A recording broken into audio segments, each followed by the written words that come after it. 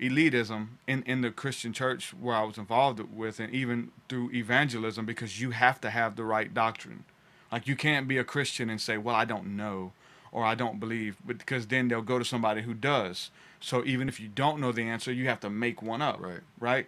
Instead of, well, let's get to the bottom of it together. So there was better have all the answers, because we're all coming every week to listen to him. They'll find somebody else, and that's what we see even in the fringe circles we talked about.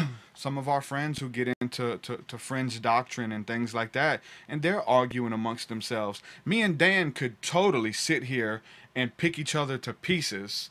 And he tells me all the time he doesn't get the alien stuff. You know what I'm saying? And I got other friends who talk about that. But we can sit here and pick each other to pieces about what we disagree with, what I don't like about you, how you're leading people whatever away you seek, from... you'll find. Exactly. Whatever you seek is what you're going to find. But I tell you, when I did that, I was bitter. I was in a bad place. I was trying to draw all people unto myself instead of lifting him up and letting him draw all people unto himself. So deceiving, man, making you even think you're an angel of light. And I can say that, man, I've been hit with some hard messages just listening to another brother preach, and you just feel like they're speaking right to you, and it's like, oh my God, I've been doing that, you know. And they're not even thinking about you.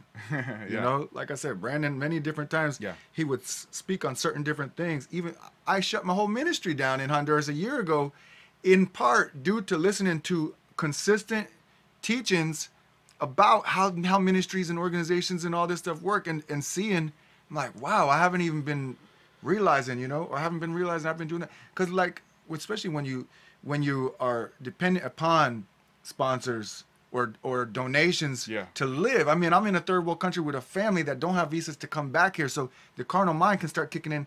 What are we gonna do?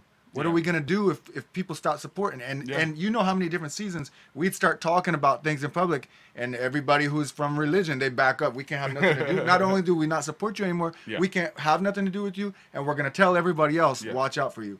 And then, you know, without even consciously doing it, subconscious carnal mind start kicking in. Well, what are you going to do now?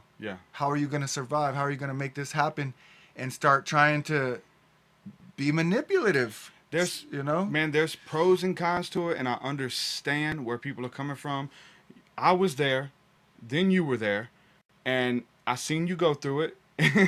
And we can laugh at it now, but really going through it, we're like trying to erase posts and stuff, and like delete videos. And you wind up being on this crazy pendulum swing, because going double-minded. You never were walked through it. It's like discipleship. Nobody was there to walk you through how to transition from one world into the next, or from one paradigm to the next.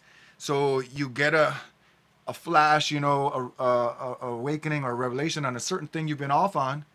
And then maybe it's just personality types. I know I'm like that. You're probably like that. But a lot of people I know that we're radical, we're extreme. And if we weren't, we probably wouldn't be doing what we're doing right here for so many people. But I'm that kind of guy, whether it's health and diet or no matter what it is. I'm like, when I decide to make a change, boom, I'm running all in with it.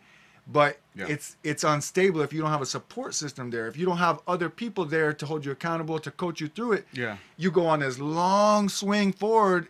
And then when something happens, you know, or a critical situation comes up or whatever, before you know it, your attention was off that thing you were running towards, and you're distracted back on here, and that pendulum start falling back, you know, swinging back the other way. And fellowship and a system of support and accountability is crucial, man, crucial in this transition. I think, and I'm always talking about now how I love seeing people be their genuine self. And I have friends who do it. I listen to podcasts who do it. But to see someone living life and thriving, being themselves. And you don't have to, like, you're just you. What you see is what you get, the whole package, the good, the bad, the ugly. And to even make a living off of being themselves. We have friends, man, who are doing this, and somebody who's big, who we always shout out, John Illuminati Congo, man, who's a huge inspiration, and to see him be himself and to thrive in that, no matter what you're doing, man.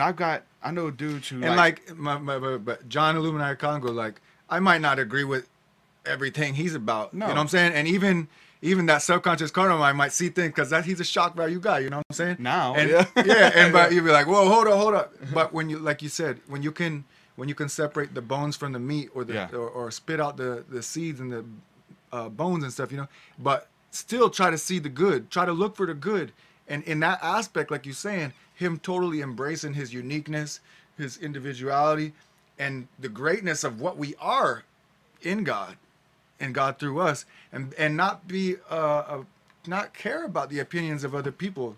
And that's how you ultimately are going to draw more and more and more to you that are about what you're doing and the opinions of men, man. But it is a hard process, guys. And I was talking to a brother the other day, and he was like, I just can't talk about that stuff y'all are talking about. Like, I want to, but I can't. It's so easy for you. You guys can do it. You guys are good. Like, hold on, man. This came with a price, dude. Don't you talking about like it's okay for me. I'm still putting my neck out there. Like, if I have people who know about this in my professional life, like, I'd be in trouble. Right. Like, I really would. And they're like, oh, you could do that in your job. No, the hell I can't. And so we have friends who want to talk about it, but they can't get past the fear of it because of the professional life, the job life, or whatever the case is. If their boss finds out they're on here talking about mushrooms, they're probably fired or going to be drug tested about this kind of stuff, you know. So people think it's easy, or that, you know, there was a price and there's still a huge price. It's not easy, but we understand the value of it. And because you guys won't do it, we have to. Who else is going to do it? You guys are going to let the New Agers do it and let them tell you all about it and let them lead you down all kind of crazy paths? Because they're damn sure doing it. They don't give a damn. We have to do it. And I encourage you. I encourage this. I encourage that whatever is inside of you, whatever that God's calling you to do, and you've had experiences and you want to speak about them, you feel the Lord calling you, do it. Don't be silent. Don't be scared to speak. Like, I think this stuff is so important. It's just as important as the gospel. You gotta learn to trust that voice of intuition. You know, what's in you, trying to call you to do something, and trust it. I just posted the other day, without risks, life, there's no rewards. Yeah. That comes from a life without risks. You got to, man. Like, if we didn't, who's gonna do it? There is, you know, in the Christian realm, there's nobody talking about this stuff, man. They're starting to pop up now, but it takes to do what we're doing to give people the courage. So, like, you know what? They got a podcast. I could do a podcast. They rap about it in their music. Let me talk about the seraphim and angels in my music. Yeah. You know what I'm saying? And you got to get to this place of comfortability, because comfortability in your knowing of who you are. Because if you even allow the shadow of a doubt of what somebody else says, you're not a real Christian, or you're not, and you're going to entertain that and accept that, then you're not even sure. Yeah. But once you come to this place where you say, no, I'm sure. I love God. I love Jesus. Jesus saved me from my darkness. I'm totally, you know, a completely different person now. I have eternal life. I don't fear death, all this stuff. So the most you could come to me and tell me is, you don't believe the same things as me. That's fine. And so all of you who claim Christ, like, let's sit down and hang out. Let's chop it up. We'll focus on the commonalities. We can share what we're sharing. But nobody can ever kick me out of the club, because you didn't bring me into the club. And I can't kick you out of the club. So as long as we get that mentality out and realize, I can't tell you you're not a Christian if you're claiming Christ. And you can't tell me I'm not if I'm claiming Christ. So the most we can do is sit down and understand each other and hear each other out. And so, like he said, if we touch on a sensitive topic like mushrooms or something, that don't kick me out of the club. See, just because I believe one way about one certain issue, that does not negate all the other foundational, fundamental truths of what brought me into this light. You can't tell me I'm not in the light just because we have a difference of opinions on something. And even if I'm wrong on something, there might be, you know, a little bit of fuzziness or shadow left, that as I continue on this path and continue walking, he'll keep revealing things to me and refining me and purifying us. That's what this path is. But you can't tell me I'm not in the club because we don't agree on this point, or we don't hold the same doctrine together. It does not work like that. And as long as we realize that and know for beyond a shadow of a doubt, nobody can kick you out of the club. Once you got that in your heart, nobody can kick you out of the family of God. Nobody, no man can take you out of the family of God. Then you can have that surety in your heart, that comfortability and that confidence to start going ahead and being a little more bold and talking about things that maybe you wouldn't before, out of fear. Because perfect love casts out all fear. The fear is, if I say this, or if I talk about these things, if I believe a certain way, I might get kicked out. Yeah. You can't get kicked out, brothers. I'm fully persuaded in my mind. Nothing can separate us from the love of God. Not life, not death, not angels, not demons, nothing. Nobody can separate you from the love of God that you've been born of. If you've been born again and born from above, you've been born of the love of God. It's his actual life and essence that you are, and that's birthed inside of you. Nobody can take that from you.